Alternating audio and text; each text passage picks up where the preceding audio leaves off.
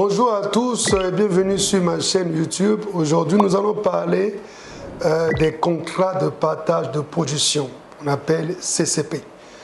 Alors pourquoi ces contrats? Parce que vous savez tous que nos pays la plupart sont des pays producteurs du pétrole. Dans la sous-région, nous avons le Congo-Brazzaville, on a le Cameroun et aujourd'hui on parle, le Gabon aussi est un pays producteur du pétrole et nous avons plusieurs pays qui produisent le pétrole comme l'Angola aussi, la RDC, et donc les notions de contrat de partage de production doivent être connues par nous pour nous permettre de mener à bien nos audits sur ces différents contrats-là. Alors, nous savons tous que le contrat de partage de production, nous avons des notions à côté qu'on appelle la concession.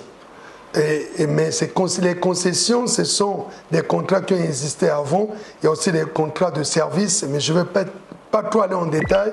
Et pour ceux qui veulent savoir un peu du détail, pourraient aller lire notre ouvrage sur la comptabilité des coûts pétroliers dans une société non opératrice. Dans cet ouvrage, on aborde de façon large un peu la distinction entre les concessions, les contrats de prestation de services, les contrats de buyback et les contrats de CCP. Aujourd'hui, nous allons parler des CCP, puisque le CCP est un contrat de partage de production qui est signé entre un État avec un groupement qu'on appelle le contracteur. Dans le contracteur, il est constitué des sociétés de pétrole, des sociétés pétrolières, mais ces sociétés-là aussi se sont regroupées dans une association qu'on appelle Joint Operating Agreement, le JOA.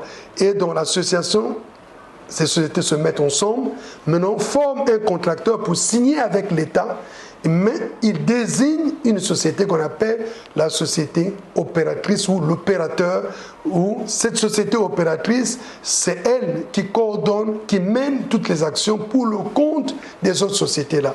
Alors, donc, le contrat, il est signé, mais dans ce contrat, on définit les mécanismes depuis l'exploit jusqu'à la phase de l'exploitation. Donc, on passe de l'exploit, le développement et l'exploitation. Donc, on définit tous les mécanismes, même la sélection des fournisseurs, la passation de marché, tout est défini. Les règles de comité de gestion, le comité de gestion est un organe mixte entre le contracteur et l'État dans le cadre de la gestion des travaux pétroliers et les réunions qui se font de bout en bout. Et on définit aussi comment on va partager les droits liquides une fois obtenus. Parce que nous le savons tous, quand l'exploration est sèche, voilà, c'est de la pète pour les sociétés pétrolières qui ont financé.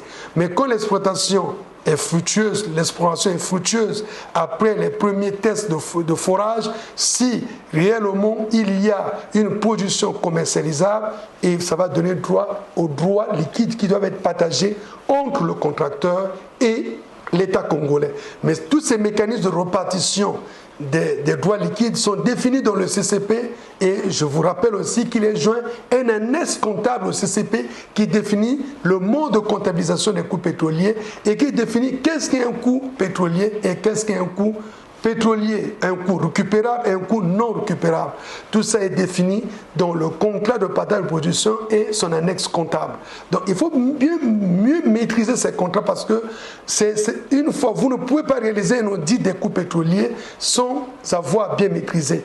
L'État lance des appels d'offres pour recruter des sociétés pour auditer pour leur compte les coûts pétroliers parce que l'État, dans ce contrat, a un droit d'audit et l'État doit s'assurer que les coûts pétroliers qui sont engagés, les financements qui sont faits par le contracteur, qui finance, c'est réellement des coûts qui sont nécessaires aux travaux pétroliers et qui donnent droit à un costoï. Et le costoï, c'est le remboursement des coûts par les droits liquides. Donc, une fois qu'on obtient une production, on doit enlever ce qu'on avait préfinancé. Donc, le contracteur enlève ce qu'ils ont préfinancé. Donc, il s'agit s'agit là d'un costoy et après l'État met aussi sa redevance minière qui est calculée, qui varie entre 12 à 15%.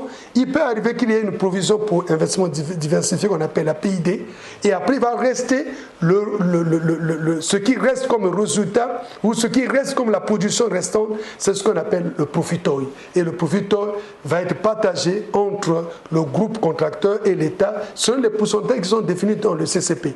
Il peut arriver que les notions des CESOI interviennent, le super profitoy, mais ces notions-là, nous allons les aborder dans notre prochaine vidéo et nous vous disons merci.